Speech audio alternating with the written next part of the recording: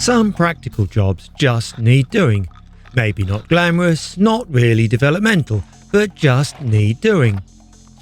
Getting ready for painting, I want the track bed bare, clean, with no loose flaky bits.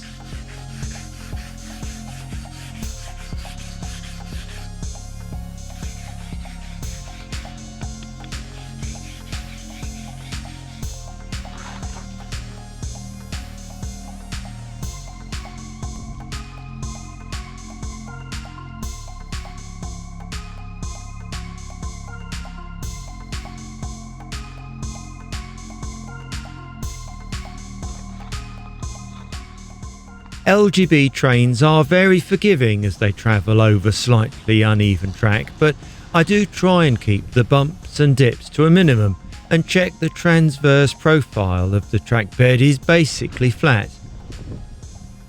My petrol jet washer pumps a mean water punch. The blade jet removes everything loose. The scraping and brushing beforehand saves creating a muddy mess slide down the path.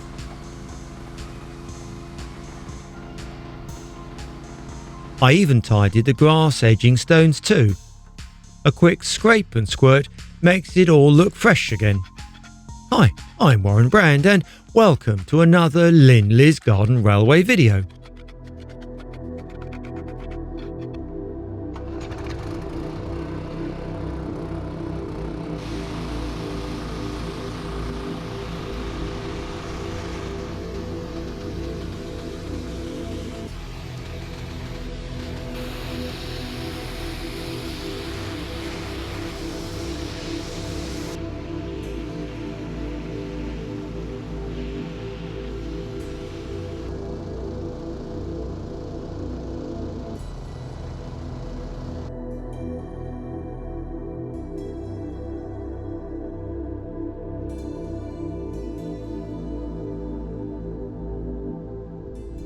The paint is standard masonry paint from a popular DIY store.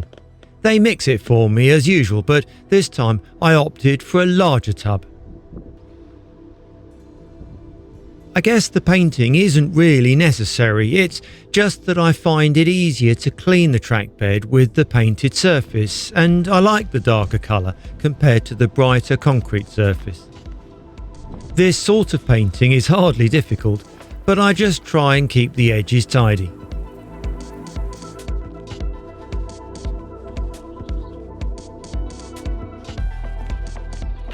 This is a surprisingly satisfying stage of the project, and all would be fine if it concluded as would be predicted.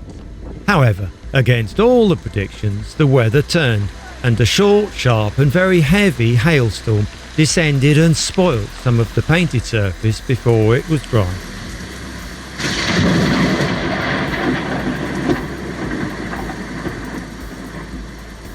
The following day though, the ground had dried off, so I bravely gave the track bed a second coat.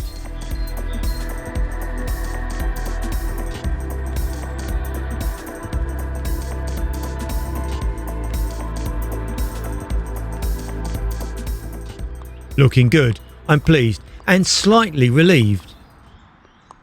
With the paint now dry at the start of another day outside in the garden, the next work is to relay the track.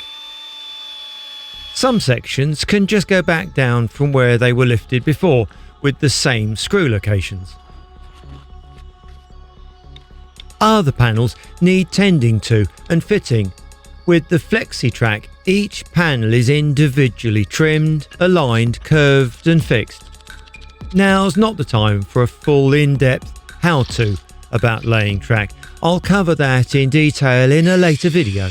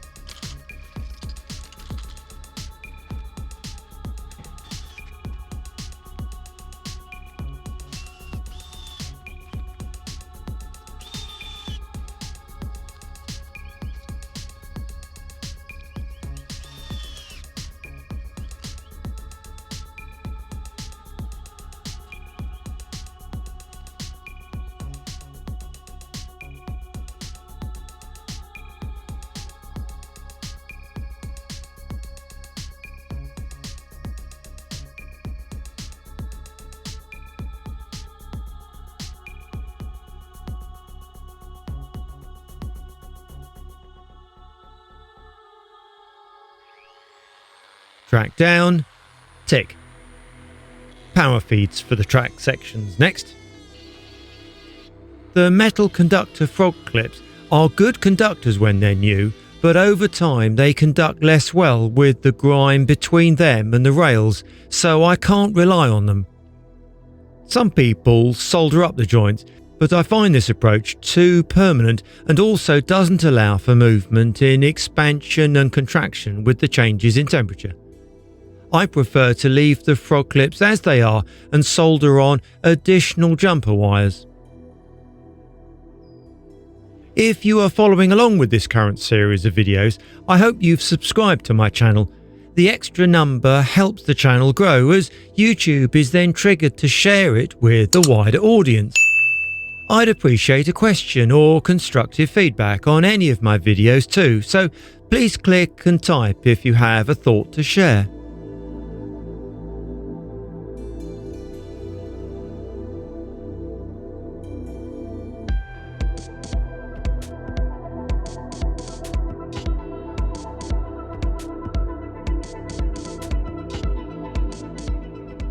As the control system is not fully configured to support the double track section here yet, I have left the system track feeds disconnected for the time being, and I've hot wired a local feed and temporary isolation switches for the two parallel track sections. I was really keen to run some trains on the line here today.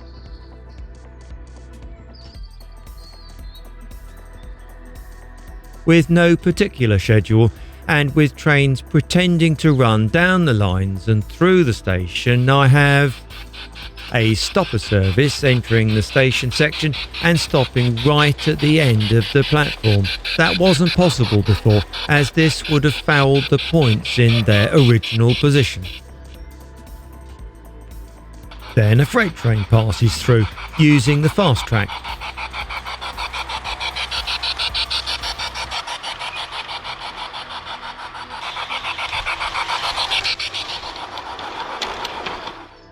Following the freight train, the stopper service departs and heads off up the line.